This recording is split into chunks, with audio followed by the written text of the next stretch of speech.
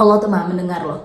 Ketika kita doa, Allah tuh langsung ngasih loh. Beneran deh. Cuman kan karena kita ini banyak dosa, ketutup, kehalang sama dosa. Bismillahirrahmanirrahim. Alhamdulillahirabbil alamin. Allahumma sholli ala Muhammad wa ala ali Muhammad. Assalamualaikum warahmatullahi wabarakatuh. Halo teman-teman, apa kabar? Mudah-mudahan teman-teman selalu dalam lindungan Allah Subhanahu wa taala. Amin ya rabbal alamin. Alhamdulillah, kali ini aku akan sharing pengalaman sholawat dari Mbak DN di Batam. Tapi sebelumnya buat teman-teman jangan lupa subscribe, jangan lupa follow Instagram aku. Yang punya testimoni langsung aja kirim ke sini. Yang belum punya buku aku, kalau mau beli bisa PO ya teman-teman ke admin. Untuk yang ikutan PO nanti ada free tasbih insyaallah ya. Lanjut aja, akan aku baca ini testimoninya dari Mbak DN di Batam. Assalamualaikum Mbak Mil. Waalaikumsalam. Semoga Mbak Mil dan keluarga saya selalu diberikan segala kemudahan. Amin. Perkenalkan, nama saya DN, saya tinggal di kota Batam. Mau cerita testimoni keajaiban sholawat, tapi maaf ini agak lumayan panjang, dimaafkan.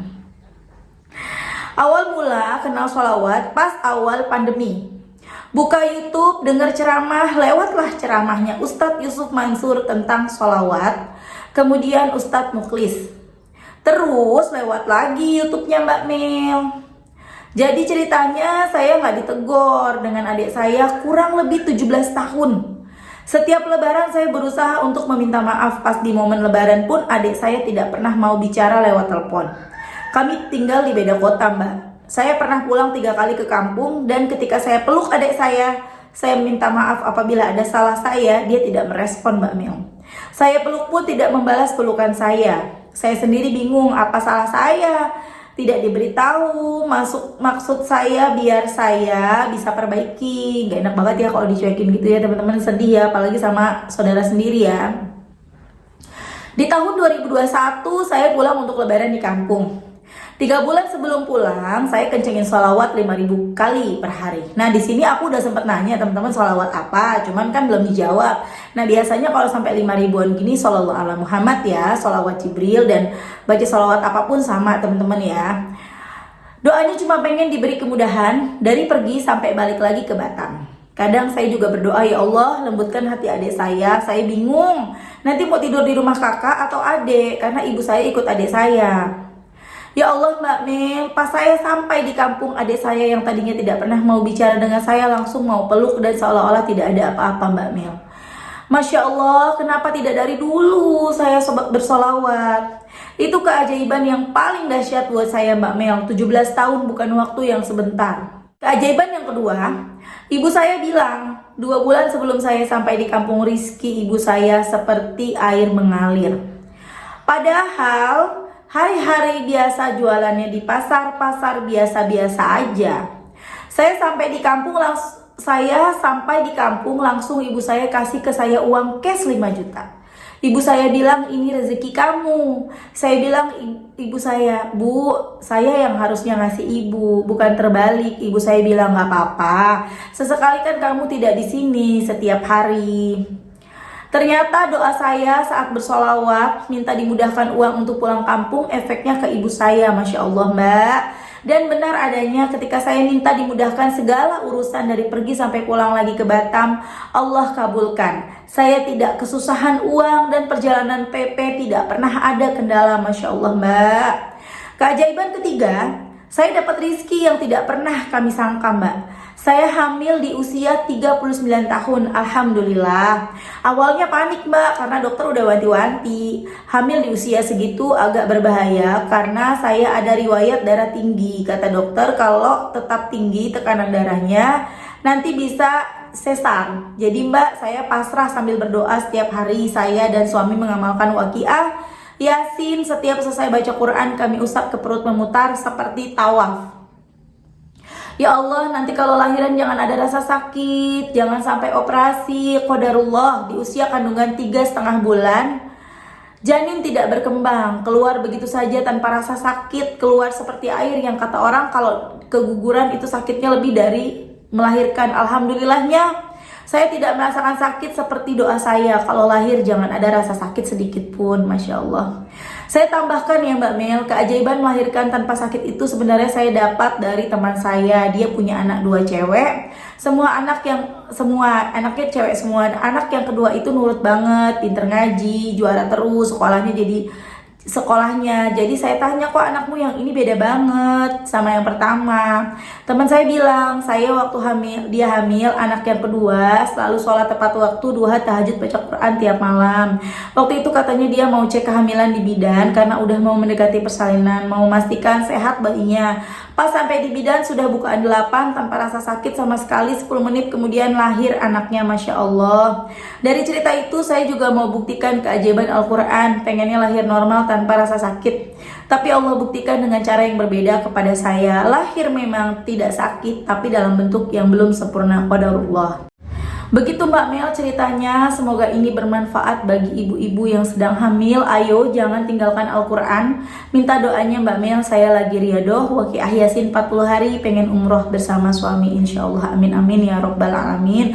Masya Allah ya teman-teman, itu tadi testimoni dari Mbak DN di Batam. Dahsyat banget, 17 tahun. Aku pernah ya, waktu itu aku emang orangnya tuh kalau ke keluarga aku tuh terlalu kepo ya, mungkin terlalu ikut campur sama urusan keluarga aku, sama adik-adik aku. Jadi dulu tuh adik aku bermasalah sama temennya, aku tuh kayaknya ikut campur banget gitu loh. Aku tuh ngurusin dia banget, sampai adik aku nih marah, adikku yang cowok. Pernah dia bilang gini, udah teh, jangan pernah lu ikut campur urusan gue lagi. Aku digituin, itu tahun 2018. Itu kesal banget ya teman-teman ya, jadinya males kan. Aku pas ke rumah mamaku juga mau nginepnya males gitu. Dan itu ternyata malam terakhir aku sama mama aku. Kayaknya nyesel banget kalau ingat. Mama aku bilang, Mel nggak nginep. Aku kebetulan waktu itu habis lebaran dari kampung mertuaku, dari Jawa, dari Klaten. Baru ketemu mama hari itu. Sampai malam aku pulang. Kata mamaku, nggak nginep aja, ntar aja deh mah, kalau mama udah pindah ke rumah yang baru. Jadi mamaku waktu itu lagi mau pindah rumah gitu teman-teman. Dan ternyata itu adalah malam terakhir, karena besok lusanya mamaku meninggal dunia gitu teman-teman. Dan di situ kenapa aku nggak mau tidur di rumah itu, karena aku lagi kesel sama adik aku. Kita lagi musuhan, lagi marahan. Nah itu tadi gak enak ya. Seluas apapun rumah gitu ya, kalau misalnya kita lagi bermasalah sama orang yang ada di rumah itu, rasanya tuh itu rumah jadi sempit ya teman-teman ya. Apalagi kalau aku nginep di situ, otomatis aku tidur di kamar adikku itu. Jadi aku udah males duluan gitu kan, karena kita lagi marahan. Ya udah, akhirnya itulah gak enak. Apalagi ini 17 tahun. Ya Allah, dengan mudahnya Allah bikin jadi baikan lagi ya Mbak ya. Dahsyat. Dan ketika Mbak DN itu berdoa supaya punya uang PP pulang balik, itu seperti kisah aku waktu aku pengen banget minta sama Allah, ya Allah hamba pengen mudik, berikanlah hamba rizki yang berkah untuk bisa PP pulang balik. Seperti itu kan Allah kasihnya melalui kontrakan aku, rumah aku yang aku sewain di Samarinda. Itu orangnya perpanjang di waktu yang belum waktunya gitu, lebih maju. Nah kalau Mbak DN melalui mamahnya, melalui ibunya yang tiba-tiba 2 bulan setelah 1 bulan mbaknya baca sholawat Jibril ya, kayaknya Jibril sih, Sallallahu Alaihi Muhammad 5.000 kali selama 1 bulan. Di bulan keduanya mamahnya tuh di bulan kedua dan bulan ketiga mamahnya jadi laris. Efeknya ke mamahnya kan jalan rezeki dari mana aja ya nggak? Ingat nggak aku pernah bilang jalan rezeki, kita berdoa supaya kita dagangannya laris misalnya, ternyata nggak dikasih laris, ya bisa jadi kata Allah lewat mamahmu, lewat adikmu, lewat suamimu, lewat anakmu, lewat mana aja teman-teman. Jadi kita jangan fokus ke situ, jangan kita doa minta dagangan laris terus harus laris gitu. Enggak, rezeki itu dari mana aja terserah Allah, jalannya, caranya itu terserah Allah. Dan Masya Allah yang dibikin laris dagangan mamanya, sehingga mamanya bisa memberikan uang sejumlah 5 juta cash kepada Mbak DN. Dahsyat banget, udah 2 tuh. Terus kemudian yang Mbak DN hamil ya, sama kayak aku juga nih, nyamain aja nih aku ya. Jadi waktu itu aku juga sempat hamil ya teman-teman. Cuman aku baru 7 minggu, mbaknya udah 3,5 bulan ya, udah 3 bulan lebih. Aku potong barusan mbaknya WA aku, Mbak DN-nya, dan katanya nggak apa-apa, nggak usah disamakan. Jadi aku bocorin namanya Mbak Dona dari Batam, Masya Allah. Dan sholawatnya beliau bilang, waktunya tidak dikhususkan, biasanya 100 kali setiap habis sholat ya teman-teman ya. Pokoknya ya mungkin sama seperti kita sambil beraktivitas ya, jadi sehari itu bisa 5.000. Masya Allah banget. Nah lanjut, yang Mbak DN bilang, Mbak Dona bilang hamil ya teman-teman ya, itu sama yang aku rasain juga. Aku juga pernah, memang aku juga sama riwayatnya darah tinggi Mbak, jadi seperti itu ya. Jadi biasa kata dokter yang kemarin nanganin aku, memang kalau kita udah punya darah tinggi itu kita akan mudah hamil, tapi kita akan mudah keguguran. Kasihan janinnya juga. Kita sih enak, dokter aku udah gitu, ibunya enak hamil gitu kan, tapi anaknya kasihan, nanti kalau lahir anaknya tuh bisa kena penyakit macam-macam, mungkin kena penyakit jantung, penyakit atau apapun gitu, jadi berbahaya juga. Jadi ya itulah rencana Allah yang terbaik gitu ya. Kadang kita tuh kita taunya tuh ya ini berita buruk, ini berita menyedihkan, kenapa aku harus keguguran gitu kan. Tapi kan Allah yang lebih tahu. Nggak usah anak kamu terus lahir, karena kalau nanti kasihan nanti anaknya sakit, kasihan nanti kamu begini, Allah yang lebih tahu ya Mbak ya. Dan di sini juga aku jadi mikir lagi, oh ya aku sama Allah dikasihnya usia 7 minggu. Bener, tiba-tiba keluar gitu aja, padahal lagi sehat-sehat aja, nggak ada keluhan apapun, di usia 7 minggu keluar. Mungkin kalau aku sampai di usia lebih dari itu aku akan sangat-sangat sedih, karena kan ya namanya juga anak yang ditunggu-tunggu ya, kepengen punya satu lagi, kalau bisa yang cowok, belum punya anak cowok. Tapi ya itu tadi qadarullah, kalau kata Allah enggak ya enggak, kalau kata Allah ya itu menjadi ujian juga bagi hidup aku dan hidup Mbak Dona ya. Alhamdulillah, terima kasih banget ya Mbak Dona testimoninya, semoga berkah, bermanfaat buat banyak orang ya, amin. Nah ini aku mau baca lagi testimoni yang ini dari Mbak M di Sidoarjo. Assalamualaikum Kak Melisa, saya M dari Sidoarjo. Waalaikumsalam. Saya mau ngasih testimoni Kak Mel. Jadi gini Kak, aku kan terlilit utang pinjol, jumlahnya hampir 25 juta lebih, dan itu ada di 5 aplikasi. Lalu ada salah satu aplikasi Kak, karena aku sudah telat bayar dan akhirnya debt kolektornya datang ke rumahku, dan akhirnya ibu dan bapakku tahu. Dan alhamdulillahnya lagi orang tuaku marahnya nggak terlalu marah banget, hanya menasehati aku, dan DC yang datang ke rumah itu alhamdulillah baik, nggak kayak DC yang lain.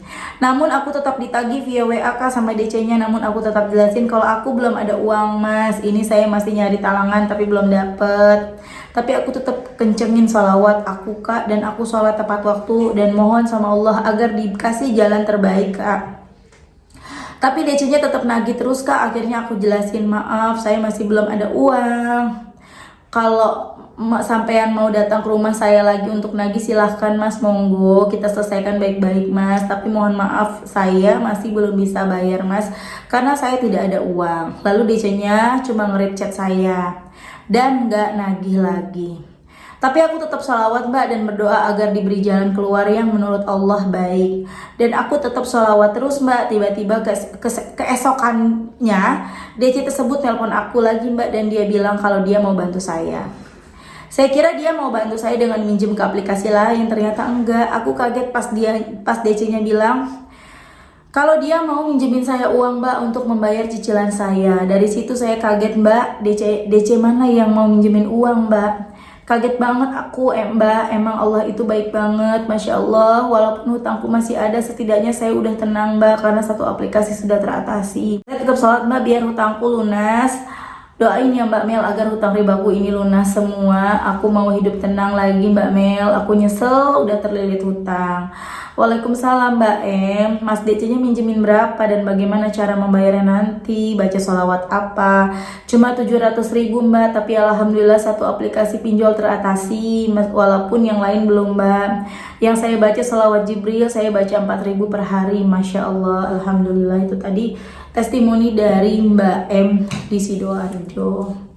Serba salah ya teman-teman ya, yang kalian udah pada punya pinjol, udah terlanjur pinjol, benar-benar bulatin tekad untuk tidak lagi berurusan dengan pinjol ya. Walaupun kita perlu buat beli obat, buat makan, enggak, langsung aja ngomong, ya Allah bantu hamba ya Allah, hamba gak mau riba lagi, hamba gak mau nambah dosa lagi, hamba tahu engkau baik, engkau kaya, engkau bisa nolongin hamba, tolong hamba ya Allah, hamba mau beli obat ya Allah, hamba mau kasih makan keluarga hamba ya Allah, jangan biarkan hamba kasih makan dari uang riba ya Allah.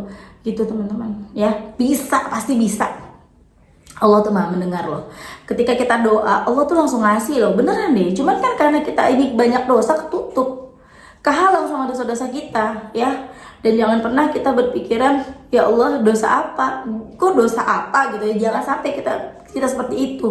Kita nggak sholat aja dosa, kemudian kita gibah, kita berprasangka buruk, semuanya tuh kita ngalir dosa kita tiap harinya ya teman-teman. Jadi ayo semangat sholawatan. Yang belum terjerat riba, jangan sampai, jangan coba-coba, apalagi kalau ribanya tuh buat beli-beli yang di luar kebutuhan pokok. Misalnya kita kepengen beli baju, pengen beli HP, pengen beli-beli yang masih di luar kebutuhan pokok ya. Jangan sampai teman-teman ya. Oke teman-teman, terima kasih udah nonton, mudah-mudahan bermanfaat dan jadi motivasi. Kita doakan semoga Mbak Donna selalu dimudahkan rezekinya, dilancarkan segala-galanya, amin. Dan juga untuk Mbak M, semoga hutangnya lunas ya Mbak M ya, amin amin ya rabbal alamin. Assalamualaikum warahmatullahi wabarakatuh.